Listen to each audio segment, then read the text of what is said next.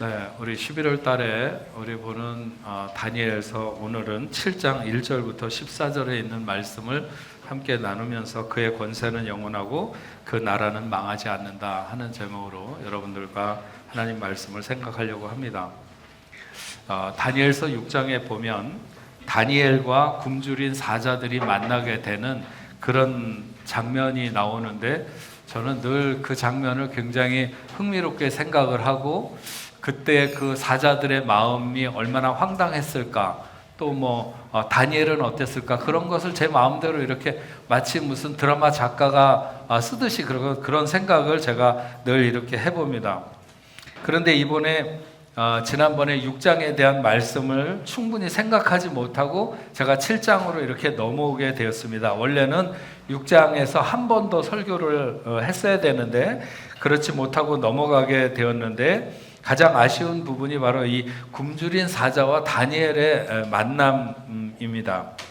통상적으로 고대 원형 경기장 밑에 지하 같은 곳에는 이 사자나 맹수들을 이렇게 가두는 그런 우리를 만들어 놓았습니다.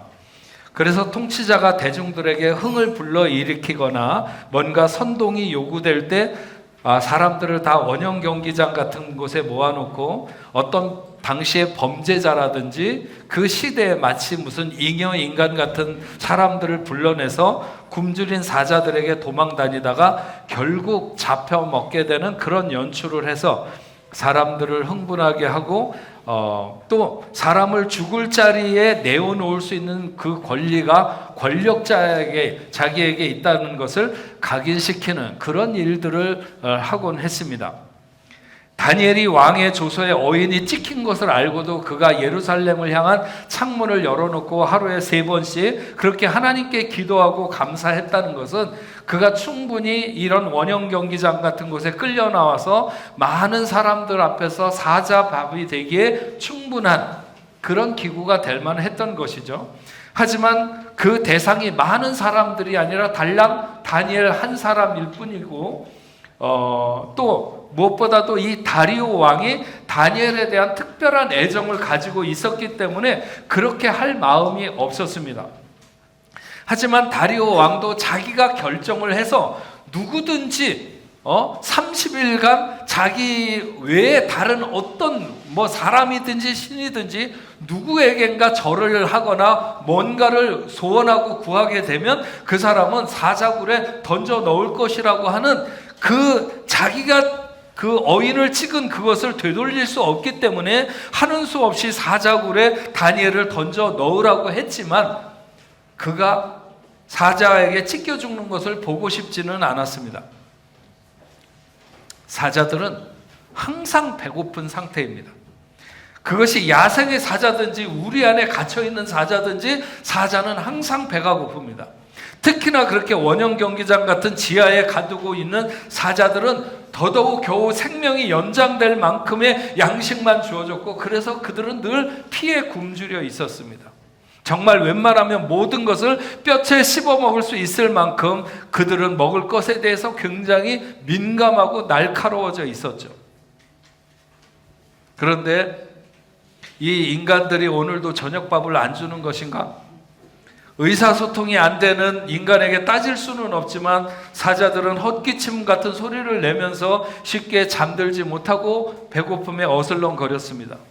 그런데 다 늦은 시간 입구 쪽에서 아마 이렇게 천장 같은데 이런 굴이 있으면 이 위에 아마 위에가 뚫어져 있는 것 같아요. 거기서 웅성거리는 소리가 나더니 그 굴 위쪽에 있는 문이 열렸습니다. 사자들의 무리는 모두 모여서 그 입구 쪽으로 올려다보면서 뭔가 일용할 양식이 떨어지기를 기다리고 있었습니다. 통상적으로 그 안에 있는 사자들의 숫자를 생각하면 고기든 사람이든 뭔가 우수수 떨어져야 되는 것이 보통인데 백발이 성성한 늙은이 하나가 달랑 떨어지는 것이었습니다. 아마도 자신들의 푹신한 털로 그를 받치지 않았다면 그는 그대로 뼈가 부러지고 말 그런 노인이었습니다. 그때 사자들은 정말 놀라운 경험을 하게 되는데, 그렇게 배가 고파서 생나무라도 씹어 먹을 것 같았는데 갑자기 전혀 배가 고프지 않으면서 세상에 그렇게 맛이 없어 보이는 사람이라고 그럴까요? 그런 인간이 하나 있는데, 만약 한 입이라도 그 노인을 입에 베어 문다면 정말 뭐라 그럴까요? 그 감당할 수 없는 맛, 그런 거 있잖아요. 제가 토마토를 싫어하는데 막 토마토를 꽉 깨문다든지 뭐 이런 거 같은, 도저히 입이 떨어지지 않는 그런 대상이었죠.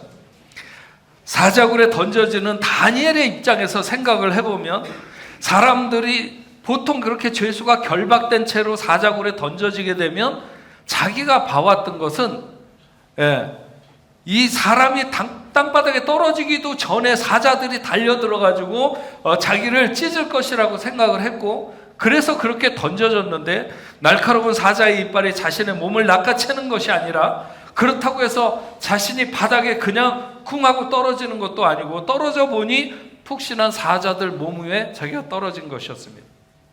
다니엘이 사자들을 쳐다볼 때 그 사자들은 마치 자기 집에서 기르는 강아지들보다 더 순한 눈이 되어 있었고, 거역할 수 없는 엄격한 조련사 앞의 동물처럼 그 눈빛만으로도 사자들을 넉넉히 제압할 수 있었습니다.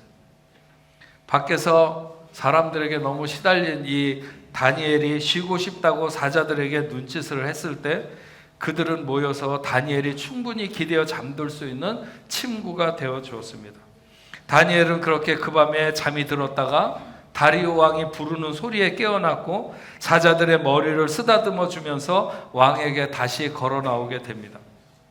성경은 그의 몸이 조금도 상하지 아니하였으니 이는 그가 자기의 하나님을 믿음이었더라, 이렇게 기록하고 있습니다. 다니엘보다도 더 완벽한 이런 그 위험의 지경을 만난 사람들이 누구일까요?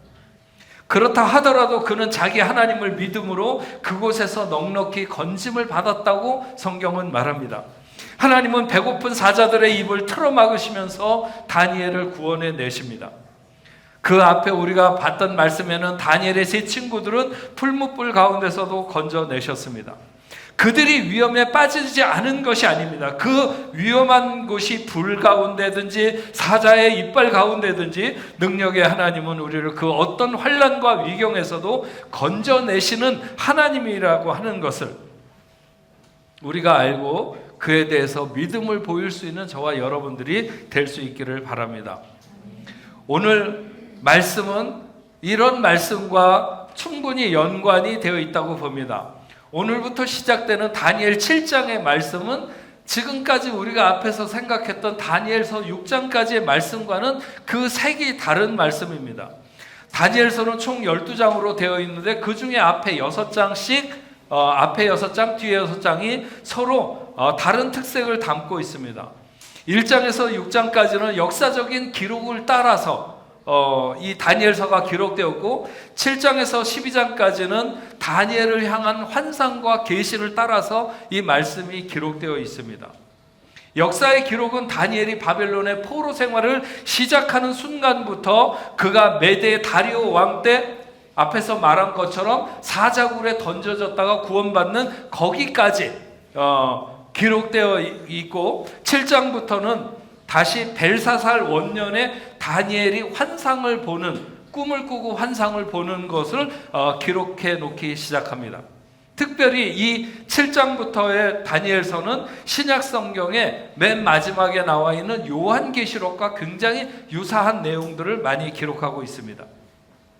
다니엘의 개인적 환상으로 구성된 계시편을 볼 때 이 말씀을 해석하는 두 가지 방법이 있습니다. 하나는 과거적 해석 방법이 있고, 하나는 미래적 해석 방법이라고 하는 두 가지가 적용해서 해석을 해볼 수 있는데, 과거적 해석을 한다고 하는 것은 다니엘이 환상을 보던 그 시간, 다니엘이 그 하나님이 보여주신 벨사살 원년의 그 환상을 봤다면 그 시간을 주변으로 해서 그때의 어떤 의미를 주는 것으로 그 말씀을 해석하는 것이 있고, 미래적 해석이라고 하는 것은 그때로부터 시간이 많이 지난 이후에 오늘 우리가 살아가는 시대, 아니면 우리가 살아가는 그 다음 예수님이 재림하시기 그 전까지의 어떤 종말적인 상황의 의미를 가지고 환상을 보여주신 것이다, 이렇게 보는 두 가지. 그러니까 과거 그때 그가 환상을 보던 그 주변의 시대의 교훈을 위해서 주어진 말씀이라고 보는 것도 있고, 그렇지 않으면 그때로부터 먼 미래, 오늘 우리가 살아가는 이때라든지 아니면 우리보다 더 미래라든지 이런 곳에 주어진 말씀이라고 이렇게 해석을 하는 두 가지 방법이 있다는 것입니다. 그런데 저는 성경을 볼 때마다 늘 생각하는 것은 이 두 가지를 완전히 분리해서 생각할 수는 없다고 하는 것입니다. 왜냐하면 성경의 많은 말씀들은 그 당대의 어떤 그 주변의 시간의 교훈을 주기도 하고 그 상황에 맞는 교훈이기도 하고 그 다음에 미래적인 교훈을 주기도 합니다. 예를 들어서 뭐 요나의 기록이 당시 요나에게만 필요한 거라면 오늘날 그것이 왜 우리까지 전달됐겠어요? 그 요나의 어떤 사건에서도 우리에게 주는 교훈이 있기 때문에 그 말씀은 오늘 우리에게까지 교훈을 되고 있는 것이죠. 다니엘이 벨사살 원년에 꿈을 꾸는 듯 하기도 하고 어떤 환상을 보는 듯한, 틀림없이 그것은 하나님의 계시 같은데 그 본 것은 뭐냐면 어디에서 바람이 네 곳에서 몰려들어서 바다로 몰려오는 것 같더니 그 바다에서 네 가지의 짐승이 올라오더라는 것입니다. 그런데 그 짐승의 첫째는 사자 같은데 독수리 날개를 가졌어요. 둘째는 곰 같은데 몸 한쪽을 들고 새 갈빗대를 입에 물고 있고, 셋째는 표범 같은데 등에 네 날개가 있고 네 개의 머리가 있다고 그랬어요. 넷째는 아주 무섭고 놀라운 짐승인데 뿔이 10개가 있다고 했습니다. 여러분들도 조금 아까 성경을 읽으시다가 이렇게 보셨겠지만 이 말씀을 이미지로 이렇게 그려보면 쉽게 상상이 잘 안 될 것입니다. 예. 마치 고구려 시대 사람이 하늘을 낮게 날고 있는 전보 비행기를 봤을 때 그걸 어떻게 설명을 할까요? 하늘을 큰 날아가는 새가 있는데 뭐가 번쩍번쩍하고 뭐 이렇게 하겠죠. 예. 뭐 세종대왕 때 만약에 확 달리는 자동차를 보면 그 사람들이 어떻게 설명을 하겠어요? 저도 이런 그 말씀을 보면 이 요한계시록이나 다니엘, 에스겔 뭐 이런 데 어떤 환상이나 이런 것들을 보면 쉽게 생각되지 않지만 그래도 이해를 할 수 없는 것은 아닙니다. 다니엘서 2장에 보면 바벨론의 느부갓네살 왕이 꿈을 꾸는데 무슨 꿈을 꿨는지 자기가 말을 해주지 않고 그 꿈을 해석해내라고 나라의 지혜자들을 이렇게 다그친 일이 있습니다. 그때 아무도 왕이 꾼 꿈을 도대체 어떻게 아냐? 근데 다니엘이 나서서 그 꿈을 알려주고 해석을 해주게 되는데, 그때 왕이 꾼 꿈이 뭐냐면 왕 앞에 큰 신상이 서 있는데 그 신상이 심히 두렵게 생겼다는 거예요. 머리에는 순금으로 되어 있고 가슴과 두 팔은 은으로 되어 있고 배와 넓적다리는 노시고 종아리는 쇠이고 그 발에 얼마는 쇠이고 얼마는 진흙으로 된 그런 큰 신상이 있다는 것이죠. 근데 다니엘이 이것을 해석하면서 하나님의 왕에게 보이신 것은 이 신상은 네 나라에 관한 것이라는 거예요. 그래서 여기 다니엘이 꿈과 환상을 통해서 본 이상의 첫 번째 짐승은 금머리를 가진 바벨론을 상징한다. 당시에 바벨론을 상징한다. 둘째 짐승은 은가슴과 팔을 가진 메대와 바사를 상징하고, 셋째는 노새 배와 넓적다리를 가진 헬라를 의미하고, 그리고 네 번째는 짐승은 철의 종아리와 진흙의 발을 가진 로마를 상징한다. 이렇게 해석하는 성경학자들이 있습니다. 그리고 이것을 미래적으로 해석하며 오늘날 어떤 나라를 가리키는가, 무엇을 가리키는가 물을 때 이것을 제가 억지로 이것은 뭐 미국을 가리키는가, 이건 중국을 가리키는 거야 뭐 이러면서 어거지로 대입을 하게 되면 이단이 되기 십상인 것이죠. 그래서 종말론을 하다가 이단이 굉장히 많이 되는 거야. 옛날에는요, 이 이유가 마지막 때에 무슨 적그리스도라고 그래가지고 막 그렇게 해석하는 사람들이 굉장히 많았어요. 이유가 이렇게 뭐 합쳐지고 그러는데 적그리스도 뭐 조금 더 있어봐야 되겠지만 저는 그렇게까지는 생각하지 않습니다. 다만 여기에 보면 이 네 짐승의 성격을 보면 그것이 매우 포악하고 잔인한 그런 성질을 가졌다는 것을 나타내고 일반적인 동물의 모습을 넘어서는 굉장히 괴이한 모습을 이렇게 말하고 있습니다. 특히나 마지막 네 번째 짐승은 이전들 것보다 훨씬 더 막강한 힘을 가지고 있는 짐승이라는 거죠. 뿔이라는 말도 많이 사용하면서 짐승의 힘이나 권세를 나타냅니다. 이런 여러 가지 표현들은 그 환상에서 나타내는 세상 나라들이 얼마나 포악하고 잔인한가, 그 권세가 상당하다는 것을 암시합니다. 네 번째 짐승은 앞에 있는 것보다 훨씬 막강한 힘을 나타낼 것이라고 말하는 것으로 보아서 이 세상 나라는 마지막을 향해 갈수록 힘이 커지고 하나님의 나라를 방해하는 것이 얼마나 더 적극적으로 될 것인가 하는 것을 나타내는 것이죠. 여러분들은 요즘의 세상을 돌아가는 것을 보면서 어떤 생각이 드시는지 잘 모르겠어요. 미국이나 중국이나 러시아나 우리나라를 포함해서 나라들이 점점 더 괴괴해져 간다는 느낌을 지울 수가 없습니다. 누가 패권을 잡느냐 하는 문제가 아닙니다. 어떤 나라든지 하나님 앞에 반기를 드는데 그 모습들이 막강할 뿐만 아니라 엄청나게 적극적이라는 거죠. 누가 더 하나님으로부터 멀리 그리고 빨리 떠날 수 있는가, 마치 그런 내기를 하는 것 같은 그런 세상 나라들의 모습을 보게 된다고 하는 것입니다. 제가 가끔 가다가 프랑스도 국회에서 사람들이 장관에게 질문을 하거나 미국에서도 그러는 거, 한국에서도 그러는 거, 그런 것을 종종 보면 왜 빨리 하나님이 철저히 무시된 나라를 만들지 않느냐고 이렇게 열을 올리는 사람들을 많이 보게 되는데, 마치 다니엘이 보았던 환상의 짐승들, 그런 나라들을 대하고 있는 것 같다는 것이죠. 그런데 이 짐승들에 대한 심판이 있을 것이라고 오늘 그 다음 말씀은 말씀하고 있는 것입니다. 위엄과 권위가 서로 있는 보좌의 한 인물이 이 네 짐승을 철저하게 심판할 것이라고 말합니다. 이 인물은 왕자있고 옛적부터 항상 계신 이로서 신적인 존재라고 하는 것을 드러내는데, 어떤 임금의 어전회의 같이 수많은 수종자들을 옆에 두고 심판하게 될 것이라고 합니다. 하지만 그 심판이 한 번에 이루어지면서도 그때 완전히 끝나진 않습니다. 이것은 마치 예수 그리스도의 십자가 사건으로 사탄에게 결정적인 타격을 입히지만 예수 그리스도가 재림하기까지는 그 악한 생각에 힘을 내면서 하나님을 대적할 것이라고 하는 것입니다.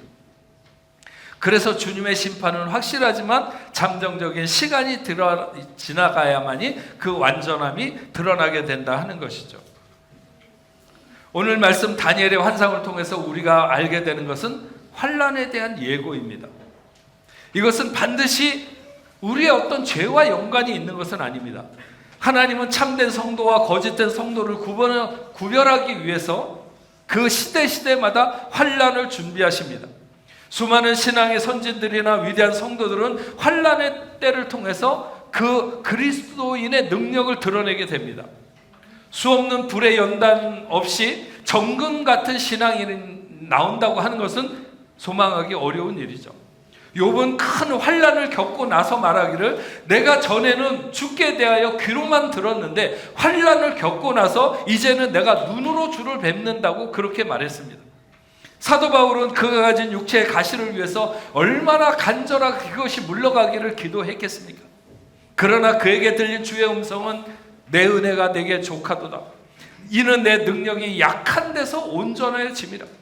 그래서 바울은 자신이 그리스도를 위해서 능욕을 받거나 핍박을 받거나 곤란을 받는 것조차도 기뻐하면서 그 길을 가게 된 것입니다.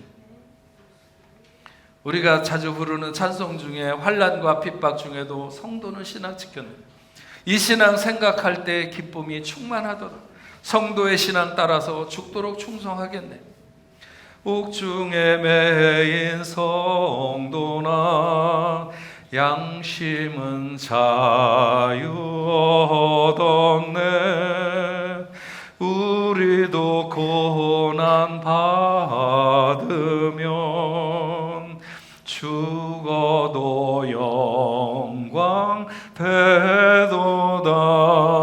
성도의 신앙 따라서 죽도록 충성하게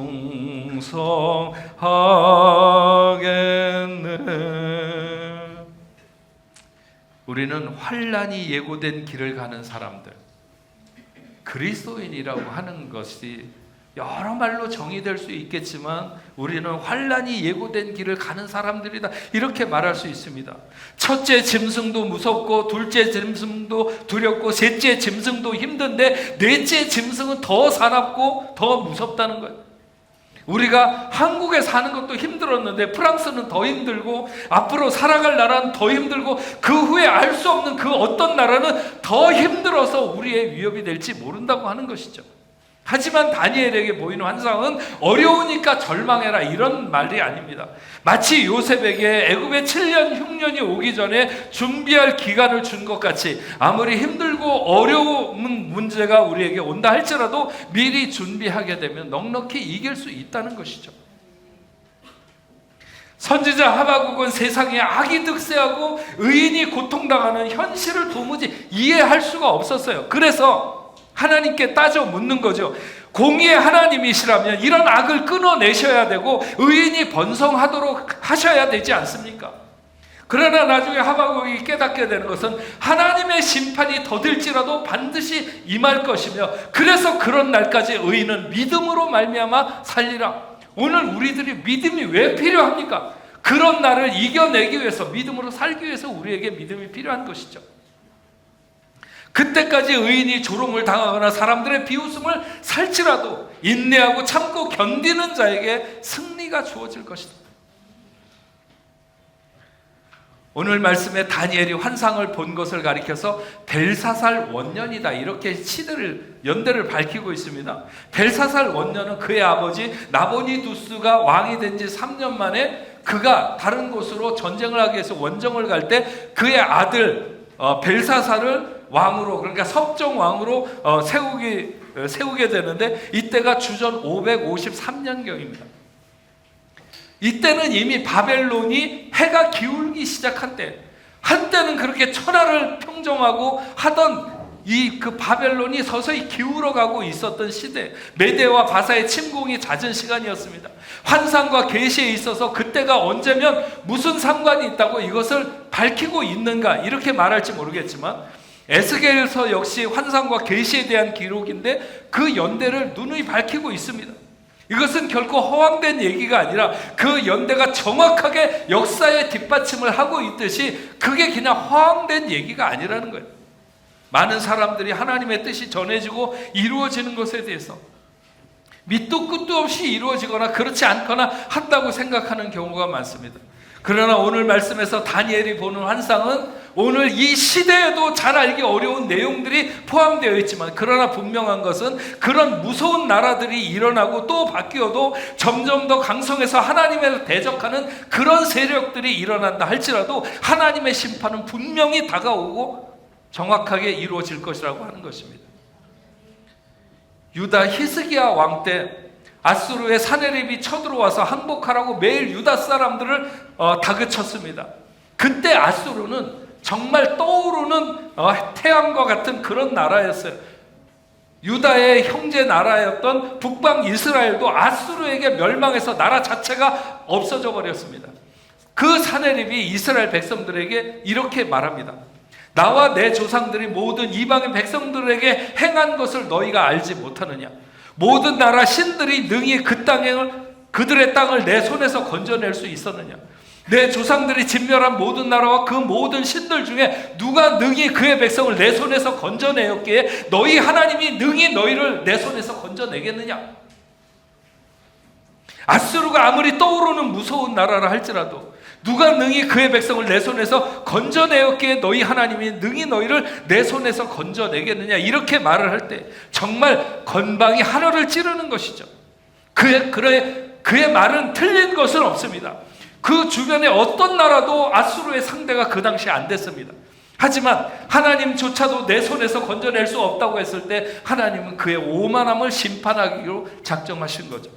그래서 하루아침에 여호와의 천사의 손을 통해서 아수르의 진영이 무너지게 되고 그는 자기 나라로 도망가서 자기가 낳은 자식의 손에 의해서 죽게 됩니다. 아수르는 엄청난 제국을 이루었고 또 그 정책은, 아수르의 정책은요 다른 나라들과 좀 달라가지고 나라를 점령하게 되면 그 나라에 있는 사람들을 다 데리고 자기네 나라로 가고 자기네 나라 사람들을 거기에다 가서 살게 하는 거예요. 이런 아주 이주 정책을 써서 나라를 아주 말살시키는 거죠. 하지만 그렇다고 그 나라가 지켜지는 것은 아닙니다. 하나님이 심판하시고자 하면 그 나라는 여지없이 무너지게 돼 있습니다. 간혹 가다가 사람들 중에는 불의가 정의를 이길까 봐 너무 걱정이 많은 사람들이 있어요. 그러나 만약 하나님이 다니엘을 통해서 보이신 환상과 같이 정해진 짐승들이라면 아무리 세상을 삼킬 것 같이 두려움으로 위협한다 할지라도 하나님이 그 아들을 통해서 심판하시는 그 심판의 칼날을 피할 수는 없다고 하는 것입니다. 사랑하는 성도 여러분, 다니엘이 본 환상은 매우 크고 엄청난 나라들에 대한 환상이고 어쩌면 우리가 앞으로 만날 세상에 대한 환상과 계시일 수도 있습니다. 우리가 이 시대를 통찰하고 세상 돌아가는 것을 면밀히 살피면서 하나님을 대적하는 세력이 어떻게 견고한지를 쌓아가는지도 우리가 잘 살펴야 하겠지만, 그리고 믿음을 가지고 이 시대를 우리가 잘 이겨내며 살아가야 하겠지만, 다니엘의 환상은 단지 어떤 큰 나라들이나 권력에만 적용되는 것은 결코 아닐 것입니다. 하나님의 자녀로 오늘 살아가는 우리 각자의 삶에도 뭔가 우리에게 두려움을 안겨주고 더 큰 두려움을 주려고 하고 또 더 힘들게 할 것으로 예상되는 환난의 실체가 우리에게 두려움을 준다 할지라도 신실하신 하나님의 역사는 믿음을 가진 우리가 틀림없이 승리할 수 있다는 사실을, 그런 사실에 대한 믿음을 가지고 오늘도 나가는 여러분들 될 수 있기를 바랍니다. 그의 나라는, 그의 권세는 영원하고 그의 나라는 망하지 않는다 하는 것이 우리의 믿음입니다. 우리 같이 찬양하겠습니다. 주의 나라 임할 때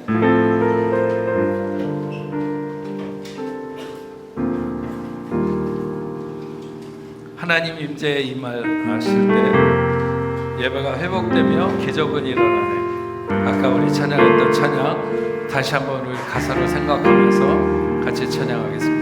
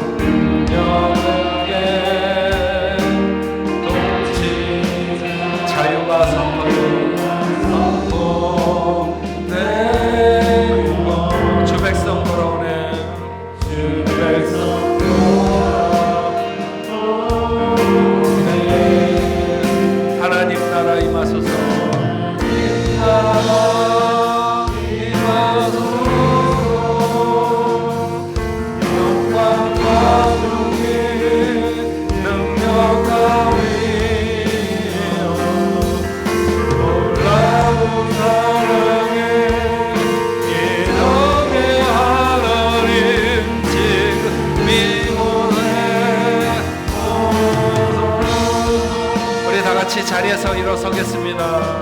다시 한번 주의 나라가 임할 때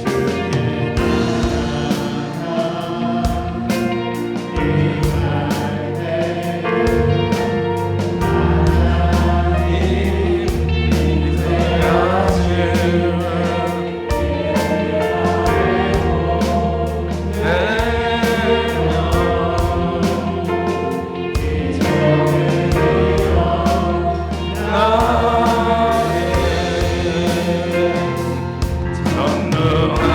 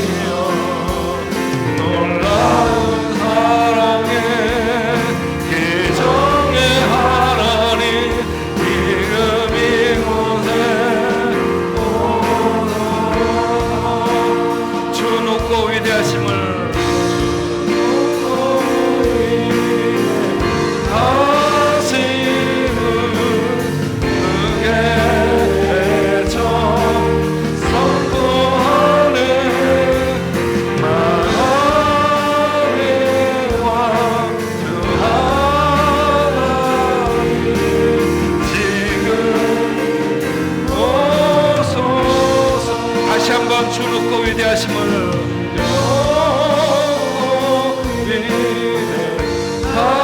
위대하심을 그게 저 선포하네.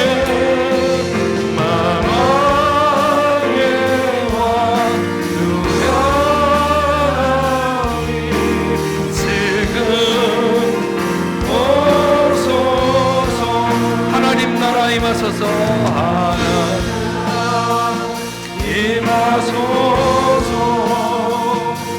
영광과 존귀 능력과 위엄 놀라운 사랑의 기적의 하나님 지금 이곳에 오소서. 하나님 아버지 감사합니다. 오늘 다니엘이 그 환상 중에 보았던 것은 정말 하나님을 반대하고 또 우리의 삶을 가로막는 큰 두렵고 큰 나라들이 연속해서 일어날 것인데 점점 더 힘들 것에 대해서 예고를 하고 있습니다.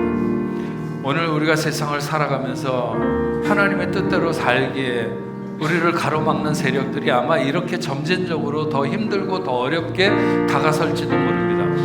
그럼에도 불구하고 주님, 우리가 믿는 것은 예수 그리스도를 통한 승리입니다. 우리의 믿음이 주 예수께 아버지 하나님 견고하게 있을 때 그 어떤 세력도, 하나님을 가로막는 그 어떤 세력도 결국 아버지 하나님 물러갈 수밖에 없다는 사실을 우리가 분명히 믿습니다. 그 믿음을 가지고 오늘 승리하는 하나님의 귀한 자녀들 다 될 수 있도록 주여 도와주시옵시고, 우리 앞에 어떤 환난의 문제가, 두려움의 문제가 우리 앞에 선다 할지라도 그것으로 낙심하기보다는 예수 앞에 견고하게 서서 살아갈 수 있는 하나님의 귀한 자녀들 다 될 수 있도록 주여 인도하여 주시옵소서. 아버지 하나님, 오늘 저희가 하나님 앞에 나와서 예배 드리며 귀한 예물을 올려드립니다. 믿음으로 드린 모든 손길들마다 그 가정마다 하나님 함께하여 주시옵시고 넘치는 복으로 채워 주시옵소서. 비록 세상이 힘들고 어렵다 할지라도 우리가 땅을 바라보며 사는 것이 아니라 눈을 들어 주를 바라보며 살아가는 하늘 백성인 것을 기억할 수 있도록 주여 도와 주시옵소서. 아버지 하나님, 저들이 경영하는 사업과 가정과 직장과 하는 모든 일에 복을 내려 주시옵소서. 오늘 저들이 구별해서 하나님 앞에 올려드리는 11조와 감사 예물과 선교헌금과 주일헌금, 목적헌금, 성교헌금 아버지 하나님 앞에 올려드리는 그 모든 것이 하나님의 나라를 세우며 아버지 하나님 앞에 영광 돌릴 수 있도록 주여 인도하여 주시옵소서. 하나님, 지금도 세계 여러 곳에 흩어져서 오늘도 사역하고 있는 선교지마다, 선교사님들마다 하나님 그 능력의 장중에 붙들어 주시옵시고 낙심하지 아니하고 달려갈 길을 달려갈 수 있는 하나님의 거룩한 종들이 되도록 주여 인도하여 주시옵소서. 하나님, 특별히 질병으로 인하여 고통받는 하나님의 자녀들이 있습니다. 하나님, 그들과 함께 하셔서 정말 그 주님의 피 묻은 손으로 어루만져 주시옵시고 예수의 이름으로 모든 질병이 물러가도록 명하시사 깨끗이 낫고 기쁨으로 뛰며 하나님 앞에 영광 돌릴 수 있도록 주여 인도하여 주시옵소서. 하나님, 저희 교회에서 함께 신앙생활하다가 한국으로 들어가게 되는 우리 홍혜빈 자매에게 하나님 함께하여 주셔서 저가 가는 인생길에 하나님 늘 동행해 주시고 어디에 있든지 하나님의 큰 사랑을 누리며 축복된 길을 걸어갈 수 있는 귀한 딸이 될 수 있도록 주여 인도하여 주시옵시고 평생에 하나님 앞에서 신실하게 살아가는 귀한 딸 될 수 있도록 주님 인도하여 주옵소서. 오늘 하나님 앞에 나와서 예배드린 백성기, 허영욱, 백다은, 백가은, 김보라, 정하영, 정누리 아버지 안에 사랑하는 귀한 자녀들 위해 함께하여 주시어서 하나님의 사랑받는 귀한 삶이 되게 하시고 어디로 가든지 저들과 동행하여 주시옵시며 하나님 영광 받으시옵소서. 하나님의 뜻을 이루는 복된 삶이 되도록 주님 인도하여 주시옵소서.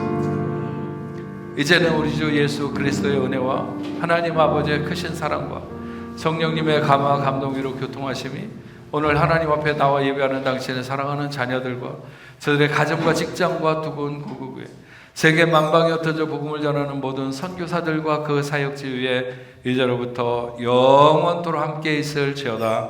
아멘.